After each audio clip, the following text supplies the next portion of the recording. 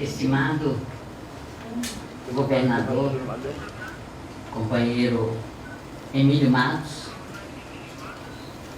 digníssimo senhor secretário de partido, companheiro Rafael Pérez, querido amigo, companheiro do Instituto Cubano de Amistad a los Pueblos, companheiro Fernando Lott, queridos companheiras e companheiros, a quem queria agradecer a todos pela presença, mais uma vez emocionada de estar com tantos companheiros desde 2010, transformando aqui Guantánamo, ocupado pelo Império, em uma trincheira de resistência dos pueblos à política imperial de achaque e de hegemonia, incluso militar. Querido companheiro, gostaria de saudar especialmente ao ICAP, a todos os companheiros da ICAP, na pessoa do herói cubano Fernando González, pelo enorme trabalho e o desafio de organizar tão importante encontro e pela generosidade de recebermos em sua pátria. Agradecer a todo o povo cubano pela experiência emocionante da resposta firme, contundente da manifestação de 1º de maio em defesa da pátria socialista, soberana e humanista que é Cuba. Muitíssimas graças. Queridos companheiros, é com grande sentido de responsabilidade que nos reunimos aqui para discutir o estado de la militarização do planeta em uma conjuntura especialmente grave por variados motivos, pero essencialmente os mesmos de los encuentros passados. Las políticas agressivas e de dominação impuesta por imperialismo estadunidenses e seus aliados em todo o mundo. Recém recebemos a notícia, através do Instituto de Investigações para a Paz, que os gastos militares mundiais, por primeira vez em la história, passaram de los 2 trilhões de dólares, alcançando a cifra de 2 trilhões e 113 bilhões. Isto equivale a 2,2% do PIB mundial. Como sempre, os Estados Unidos estão em top da lista, com um gasto de 801 milhões de dólares, $1.000 milhões, quer dizer, bilhões de dólares, dando um grande passo à investigação e desenvolvimento da tecnologia militar. Os gastos militares totais em 2021 representam um incremento de 12% em relação com o ano de 2012. Segundo o Instituto, e nem sequer a pandemia ha detenido a tendência de incremento dos pressupostos militares que se verifica em crescendo desde 2015.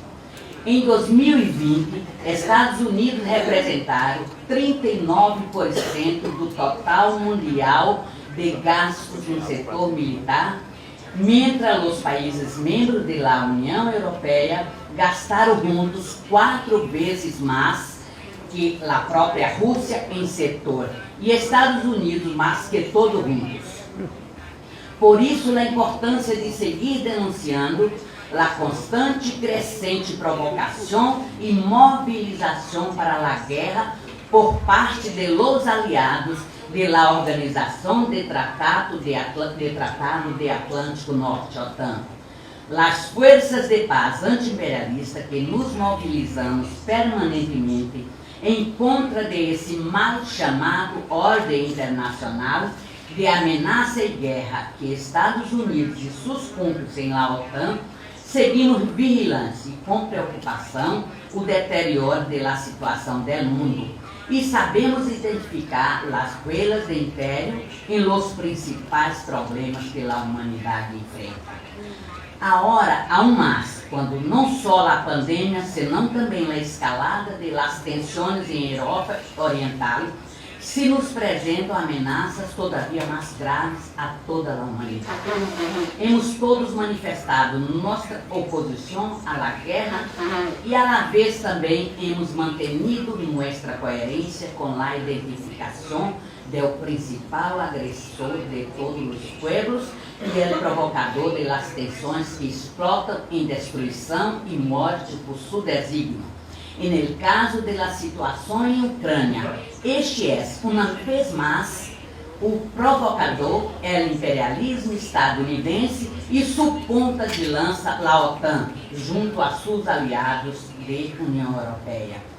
Desde 2014, as forças progressistas condenavam o sucesso em Ucrânia como um golpe e sucessos antidemocráticos e russófobos em contra do governo de então e em contra das populações de região este deste país, especialmente em Donbass.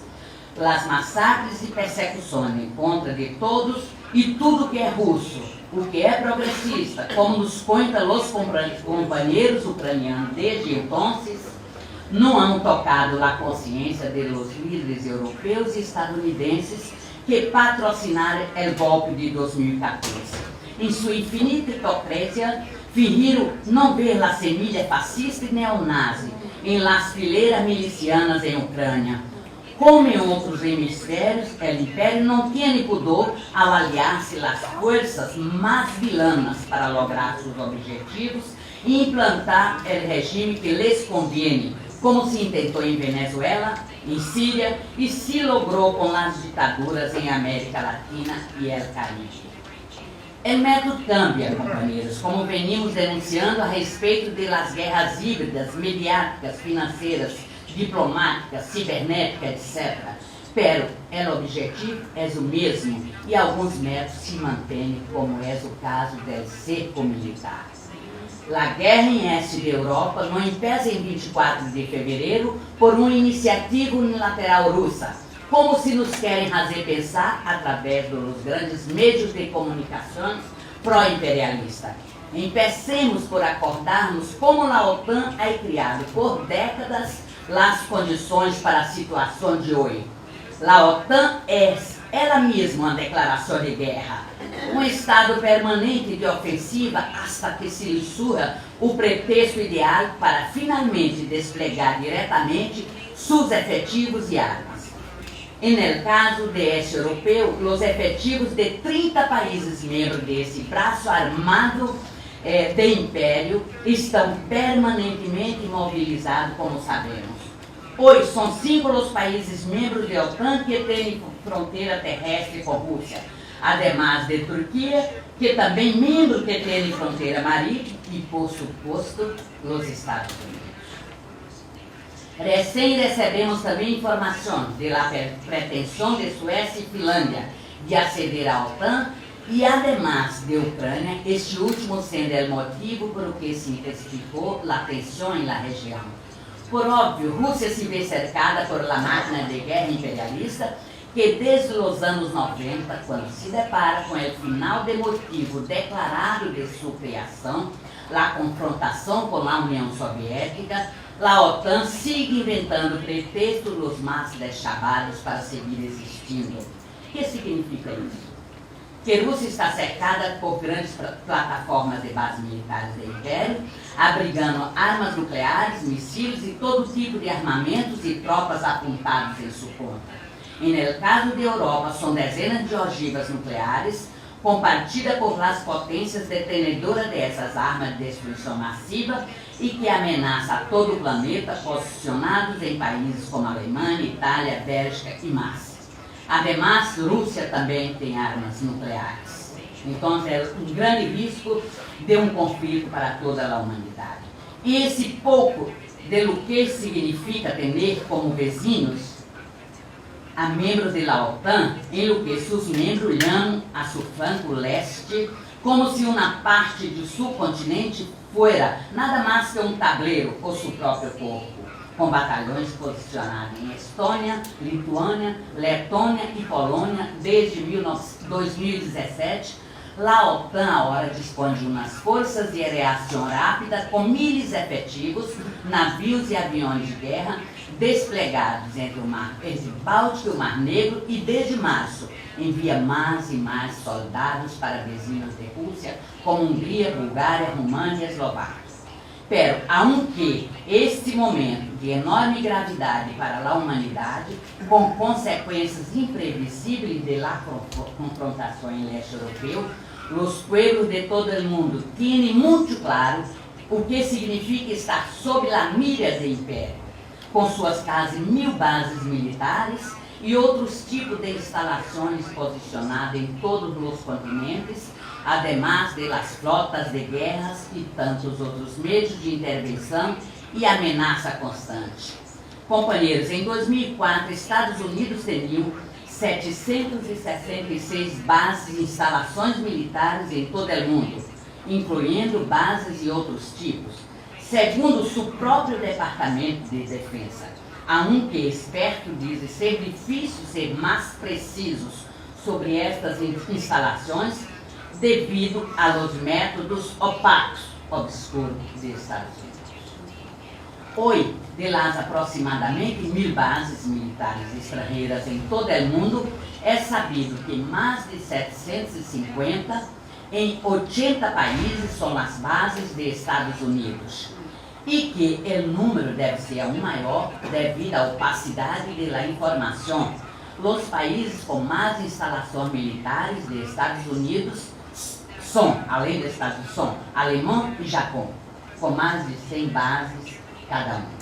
Assim mesmo, com o arrego interno à OTAN, essencialmente todas as bases de los aliados servem à mesma máquina de guerra, não só ameaçando a los pueblos em todo o mundo, sino que também sustentando regimes antidemocráticos, como em Arábia Saudita, Turquia, Bahrein, apesar de la desfachatez del pretexto mais utilizado de proteger a democracia e os direitos humanos com as intervenções e mantendo a violação constante de la soberania de nações, como Cuba, com a ocupação de seu território soberano, em Guantánamo, com a base centro de torturas e detenção ilegal por os Estados Unidos hasta el dia de hoje.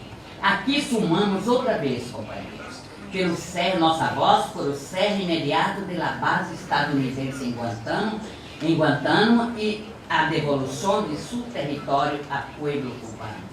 Además de ser de centro de detenção e tortura, que é uma ignomínia que ofende a toda a humanidade, aonde Estados Unidos levou criminalmente a centenas de prisioneiros e donde todavia detém mais de 20 pessoas sem juízos legítimos. São 20 anos de um inferno na terra para os que foram sequestrados e torturados por Estados Unidos. E essa clara manifestação de sua própria natureza terrorista, que nos afronta a todos que defendemos os direitos humanos e a paz. Em América Latina e o Caribe, como se sabe, são quase 80 bases dos Estados Unidos e Reino Unido, especialmente em territórios de países soberanos e ocupados, como são as Malvinas Argentinas, Colômbia, que segue sendo um recordista, e o número de bases e outras instalações militares estadunidenses inclui radares que podem chegar a 50, segundo que, por se incluir os radares que compõem esse sistema de vigilância e controle, como nos conta o companheiro colombiano o investigador Renan Vega.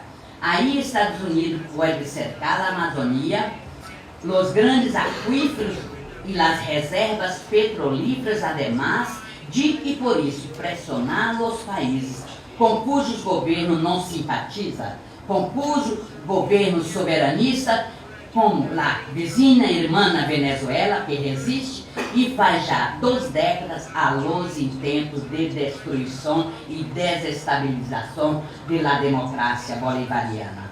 Aí, tentativa de derrubada de governo.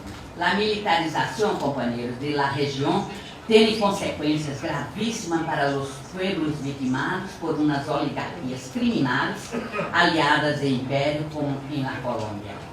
Por isso que estamos aqui reunidos uma vez mais, em uma potente mensagem, uma veemente manifestação de nossa oposição a esta estratégia de ameaça e terror, em que se lhe basa a dita estratégia de defesa, que é uma ofensiva global perpetrada por império em decadência. Em todo o mundo há incontáveis movimentos e campanhas de oposição às bases militares que rechaçam absolutamente a presença militar ofensiva dos Estados Unidos em suas pátrias. Desde o Conselho Mundial por la Paz, estamos determinados a estar juntos com esse movimento. Además de la mencionada existência de bases militares estrangeiras em países soberanos e sobredimensionamento da maquinária de guerra que é a OTAN, a humanidade se enfrenta a uma política sistemática de ameaças, terror e destruição por parte dos Estados Unidos, que se ha vuelto ainda mais agressiva. Tanto mais são evidentes os signos de decadência e mais forte a oposição dos pueblos à sua dominação.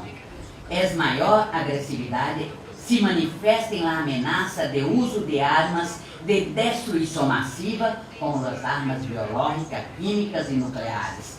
Isso faz aún mais atual as ideias impulsoras que impulsaram a los fundadores do Conselho Mundial por la Paz a lutar contra as armas de destruição massiva. Assim como é oportuno relembrarmos a Carta de Apelo de Estocolmo contra as armas nucleares. É oportuno que este 7º seminário, companheiros, por la paz e abolição de bases militares estrangeiras, incorpore essa luta no conjunto de nossas resoluções. Reiterando mi saludo a los queridos camaradas de ICAP e ao pueblo cubano e desejando-lhes êxitos em la luta contra o criminal e genocida bloqueio estadunidense, aproveito para desejar que a solidariedade entre todos os pueblos cresça cada vez mais e se faça mais forte a unidade entre todos os movimentos políticos, organizações e personalidades presentes nesse 7º Seminário Internacional por la paz e abolição das bases militares estrangeiras. Que viva las lutas de los pueblos! Viva! Que viva Cuba! Viva! Abaixo o império!